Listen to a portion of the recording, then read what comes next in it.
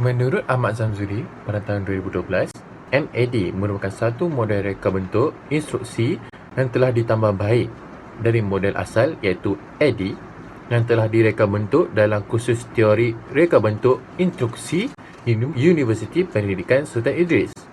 MAD atau MADI adalah akronim bagi 5 fasa iaitu analisis, reka bentuk, pembangunan, melaksana dan pengujian.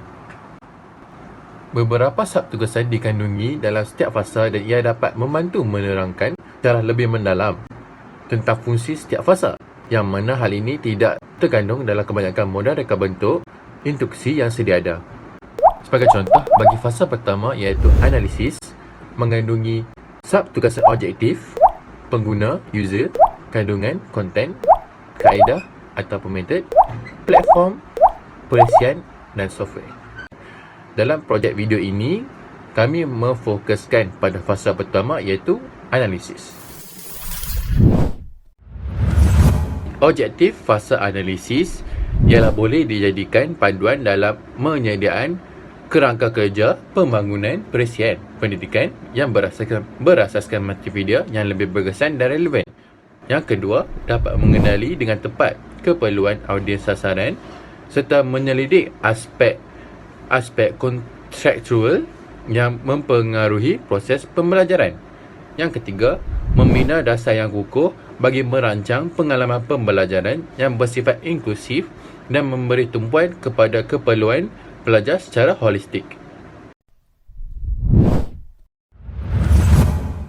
Analisis dalam konteks pengguna ialah fasa analisis model AD merupakan asas kritikal bagi pelbagai pihak yang terlibat dalam pengembangan dan penyampaian program pembelajaran serta pengajar iaitu instruktor, penyelidikan pendidikan, pentadbir pendidikan serta pelajar dan komuniti pembelajaran. Hal ini bertujuan untuk mencapai keberkesanan dan kesesuaian yang maksimum. Analisis dalam konteks kandungan pula ialah memastikan kandungan yang dimasukkan dalam konten sesuai untuk media pendidikan. Analisis secara terperinci perlu dilakukan untuk memastikan kandungan sesuai untuk mencapai objektif, permudahkan proses pembelajaran. Pandangan dari pakar bidang amat digalakkan dalam fasa ini.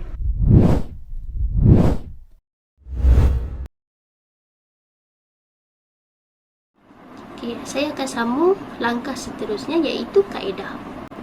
Menentukan kaedah pengendalian dan pembelajaran.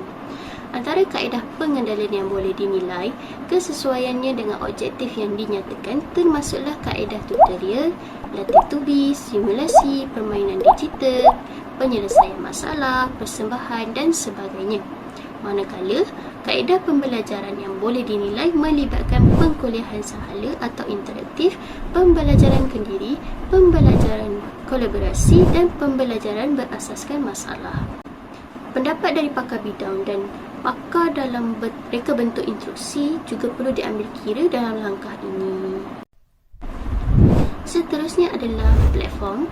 Menentukan cara penyampaian sama ada melalui platform dalam talian seperti teknologi club atau tanpa talian seperti standalone.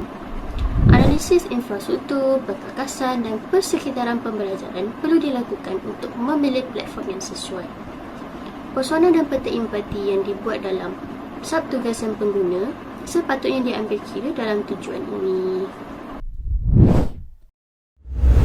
Yang terakhir adalah perisian. Perisian yang perlu digunakan untuk membangunkan sesuatu aplikasi atau perisian pendidikan perlu ditentukan sebelum memulakan kerja melalui proses analisis ini. Perisian tersebut boleh berupa seperti perisian mengedit, contohnya Adobe Illustrator, Photoshop, After Effects dan sebagainya. Dan boleh juga berupa seperti perisian pengarang, contohnya Microsoft Word, Notepad dan sebagainya.